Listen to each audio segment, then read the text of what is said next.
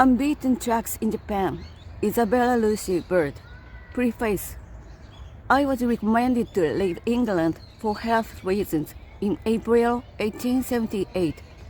I decided to travel to Japan in search of good weather and unique experiences.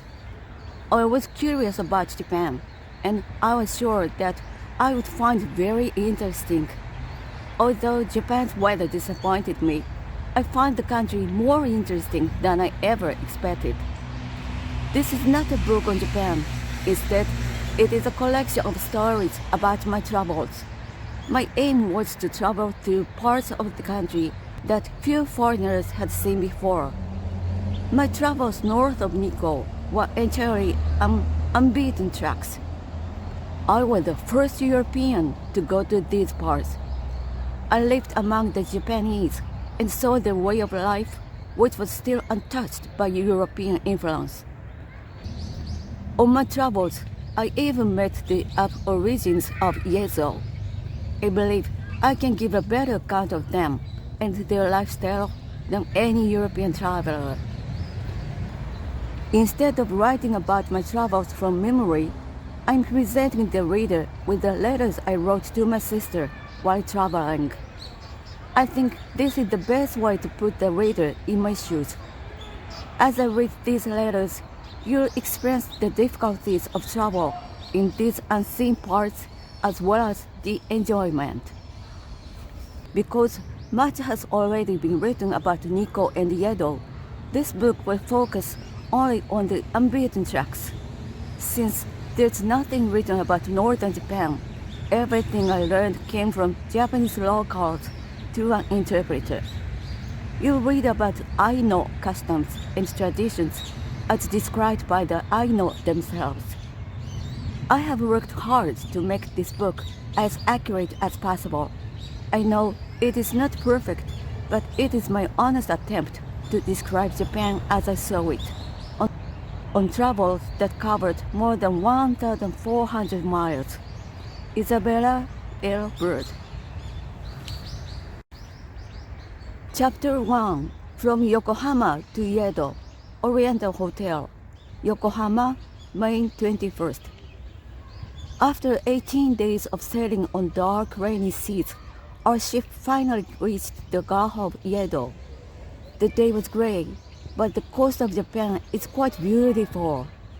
Jagged forested mountains rise from the water's edge, and steep-roofed villages cluster around the valleys.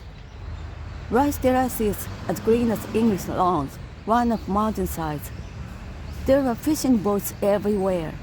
We passed thousands in just 5 hours. I looked for Fujisan for a long time before I finally saw it. Suddenly, when I looked above rather than straight ahead, it appeared before me like a wonderful vision. It was pale blue like the sky and rose 13,080 feet above the sea. Then, as suddenly as it appeared, it vanished.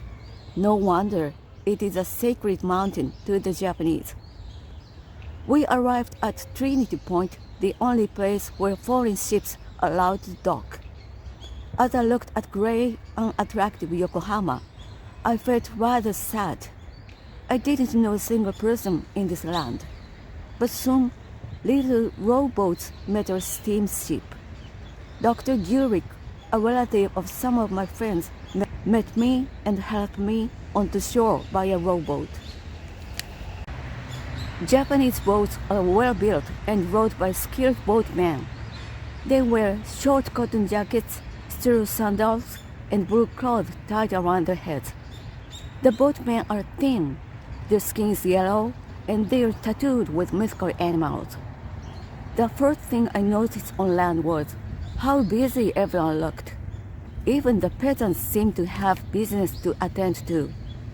The people are very small. At the customs house, I was helped by tiny officials in European uniforms. They were careful and polite, much better mannered than the customs officials you meet in New York. Outside, I saw about 50 jinriksha or kuruma. The vehicle is unique to Japan. It was invented only 7 years ago, but already there are 23,000 in Yokohama. Men earn more money as a kuruma runner than almost any other kind of skilled labor. Thousands of young men leave their farms to become runners. I hear, however, that runners often get heart and lung disease and do not live long. It is amusing to see all kinds of people, merchants, missionaries, fashionable ladies, Chinese traders, Japanese peasants, flying along Main Street in a kuruma. The runners rush along, sweating as they laugh, shout, and barely avoid crashes. I took a kuruma to my hotel. I was rushed along the busy Main Street by a laughing little man. As soon as I arrived, I went looking for Mr.Fraer's office. This was difficult because the streets have no names and the house numbers have no order. The more I see of Yokohama, the less I like it. Everything here is gray. At Mr.Fraer's, I exchanged my English gold into Japanese satsu, or paper money. I got bundles of yen in 50, 20, and 10 sen notes, and some rolls of copper coins. Experienced travelers can recognize the different amounts instantly, but they are still confusing to me. I want to get away into real Japan. Mr. Wilkinson, the consul, says Japan is perfectly safe for a lady traveling alone.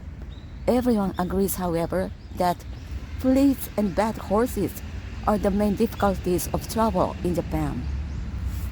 H.B.M.'s Legation, Yedo, May 24th. I have dated this letter Yedo, but the new name of Japan's capital is Tokiyo.